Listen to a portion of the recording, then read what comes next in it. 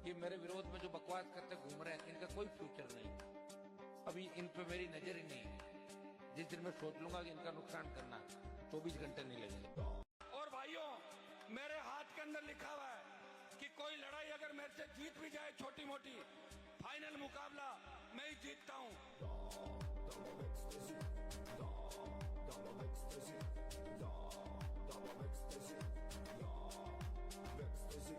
घंटे 2 घंटे थाने में रह भी जाओगे, क्या फर्क पड़ जाएगा? कौन सी मेहंदी उतर जाएगी तुम्हारी? थाने में रहोगे तो होशियार होगे, जेल जाओगे तो नेता बनोगे।